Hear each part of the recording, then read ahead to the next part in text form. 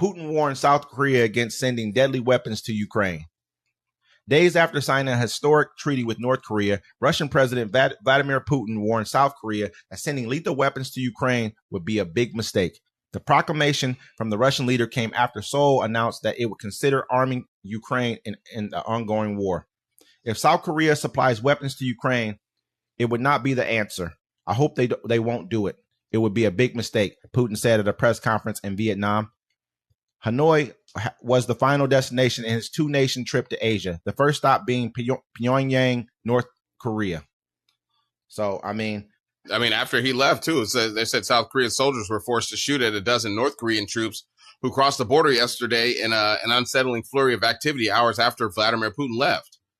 They're getting more bold, man. They're becoming emboldened because these guys, they've already been shooting, like you said, they've been shooting rockets over Japan, doing all kinds of extra stuff they're doing. And now Putin's basically saying, he made the remark recently, like, hey, since you guys want to arm Ukraine, I'm thinking about arming other countries who don't like the West. This is one of the countries that he looks at. Why not? They're already a nuclear country. They already have nuclear weapons. And at the same time, I know South Korea is one of the top ranked military arms producers in the world. So if they were to help out with arming Ukraine, that would be a great thing. Yeah. Then you got China in the region, which is also going to make it difficult on them. They're going to pull some strings, but North Korea has emboldened North Korea. Yeah, greatly. Russia's got a lot going on. They're coming after South Korea. They're having issues with America. They have it right here. Russians have begun to disrupt Swedish satellite networks. This happened after the Scandinavian country became a NATO member, according to a letter from the Swedish Post and telecom authorities. Like Vladimir Putin, man, he knows he's sick. He has something going on with him. Not just sick in the head, he's sick. So, after a while, man, you sit there and you about to start, you about to die almost. You like, where's my name going to be in the history books? Where am I going to be? Am I going to be a Stalin? Am I going to be a Hitler? Am I going to be a George Washington? Or am I going to be some random dude that nobody remembers from 10 years ago? At the end of the day, who you want to be, 50 Cent or T-Pain? I understand what you're saying right there. I feel like Putin's going to be, he's done a lot to try and regain what Russia lost, but he's who's going to come after him? If they were to get rid of Putin right now, I thought about that the other day. If they were to kill him right now, who does he have next? Medvedev? I think he has him next. That's it. But no one respects him because he's pretty much like his flunky. Yeah.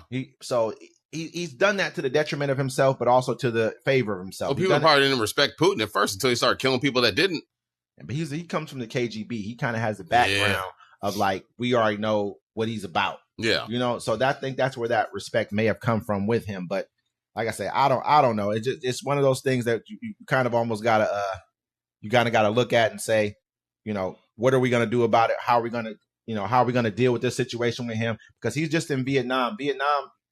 As we know, we already went to war with Vietnam before, but they're becoming like our next China.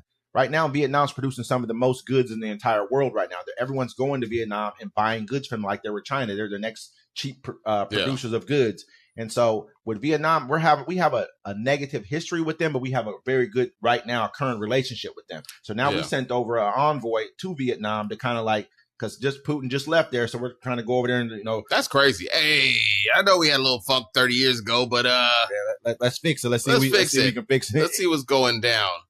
It's crazy. I learned also that the DMZ demilitarized zone between South Korea and North Korea is the most heavily mined area in the world.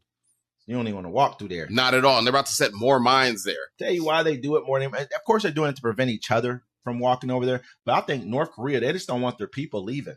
They know they fucked up in North Korea. It's bad. You know what I mean? Supposedly. Dennis Rodman went there and said it was cool. Because what they show you, the king's always going to have it cool. Now, this is what they're saying. Don't they do that here in America? They have the Olympics. They brush all the homeless. Look, Joe Biden came to Seattle and they got rid of all the homeless people and cleaned up the streets. Let's keep it real, bro. We know what it looked like, Ryan. Around your house, look nice around your house. Around my nope, nice. I live in the ghetto. I live on Montgomery.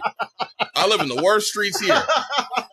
Someone stole my pillow while I was sleeping. That's how bad it is. I'm just saying, we live in a decent place. I'm talking about over there. No, I do not. I live in the worst area you can find here in Seattle. You know what they traded? I think it was like 1.2 million rounds of munitions, like bombs and shit like that. 500,000 bombs and like 1.2 million rounds of ammunition total to Russia for for fucking I think it was like for raw scrap material so they can build more shit, and food, my guy. They're trading for food because their people are over there starving. This is what's been going on for a long time. There was a long. Don't we trade for food?